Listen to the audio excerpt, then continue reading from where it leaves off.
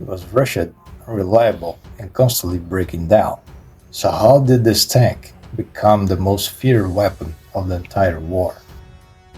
Few armored vehicles in history have captured the world's imagination like the Tiger I. Massive, intimidating, instantly recognizable, the Tiger has become the symbol of the German armored might during World War II. Even people with little interest in military history can name it. But behind the legend lies a far more complicated story. A story of rushed design, mechanical troubles, battlefield triumphs, fearful Allied reactions, and decades of might building. Today, we dive deep into the real Tiger I, how it was created, how it fought, why it failed, and how it became a legend. The Tiger did not begin life as a super tank. Its roots trace back to the modest 36-ton designs by Henschel in the late 1930s.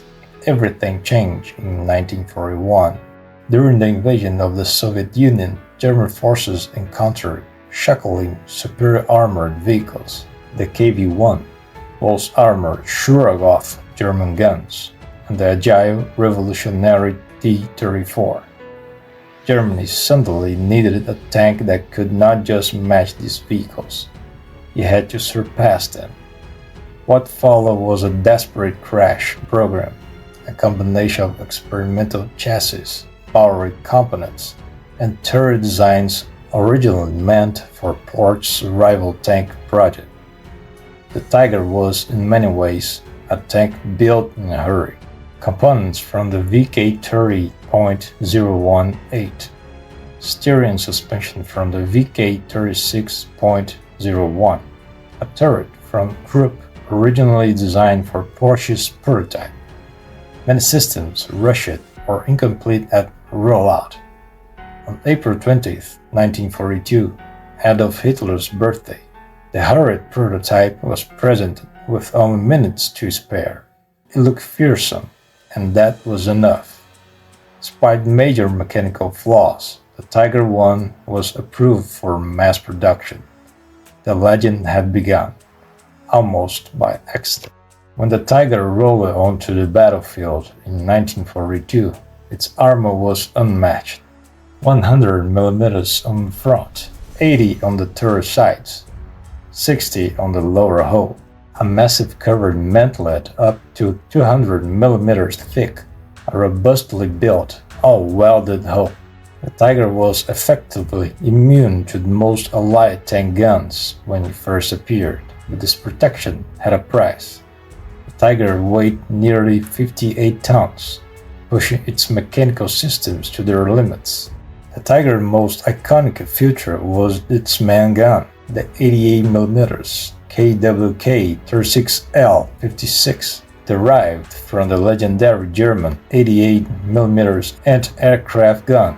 It delivered superb accuracy, long-range lethality, the ability to destroy most Allied tanks frontally. British tests in 1944 showed the gun could place all rounds at 1,100 meters. Few World War II guns approached that level of accuracy. The early Maybach HL-210 engine was underpowered and prone to overheating. It was replaced by the stronger HL-230, but breakdowns continued. The Tiger's biggest enemy was often not Allied fire, but its own transmission, steering system, and the sheer mechanical strain of moving 58 tons of armor. Despite being unreliable, the Tiger I was rushed into full production, 1,350 units built. Each tank cost more than twice as much as a Panzer IV. Production took about 14 days per vehicle. And components came from multiple factories, complicating logistics. Early Tiger crews were hand-picked, highly trained, sometimes even visiting the Henschel's factory to learn maintenance directly from the engineers. But as the war dragged on, experience levels fell. By late 1944, many Tiger crews were young, poorly trained, and overwhelmed by the vehicle's complexity. The Tiger made its combat debut in late 1942, but its most famous actions occur at Kirks and through 1943. In some battles, small numbers of Tigers accounted for a disproportionate number of Soviet tank losses, especially early in the war.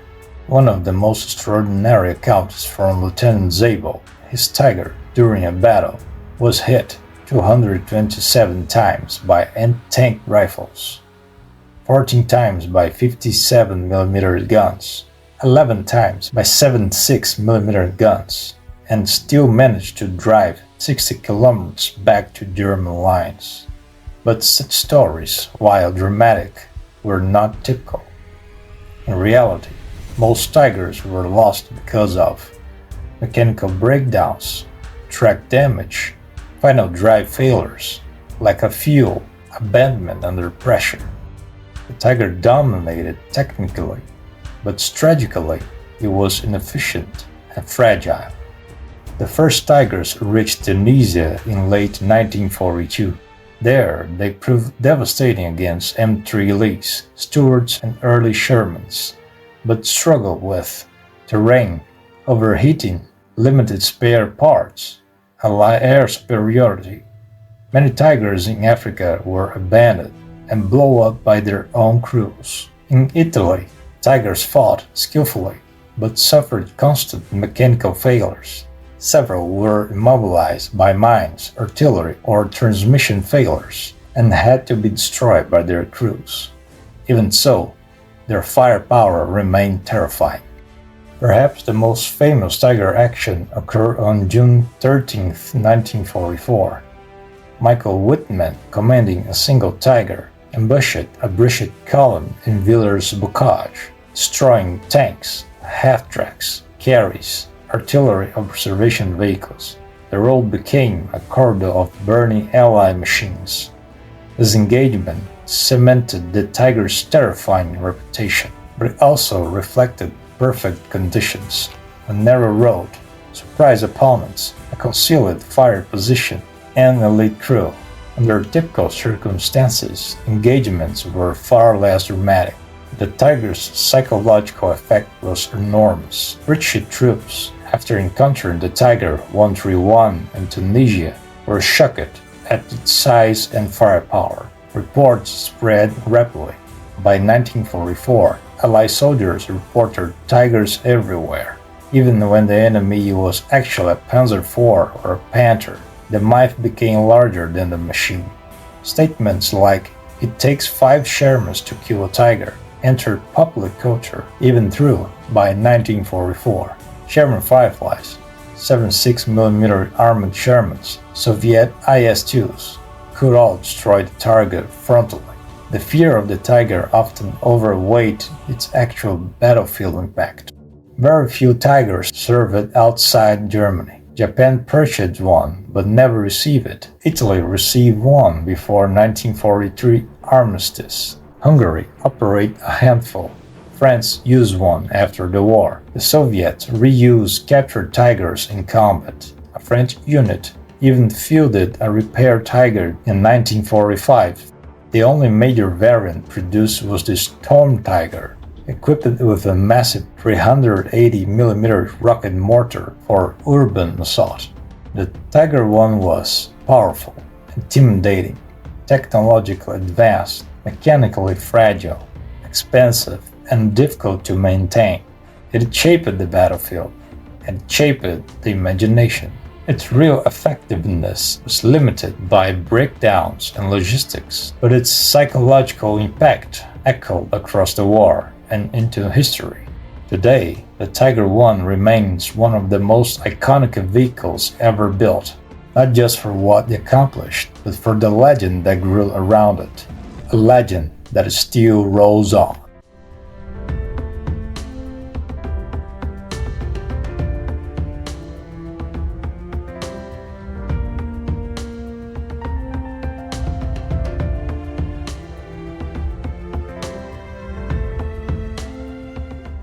Hi, my name is Mike.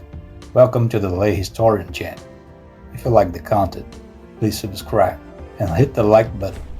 Thank you for watching, and I'll see you in the next video.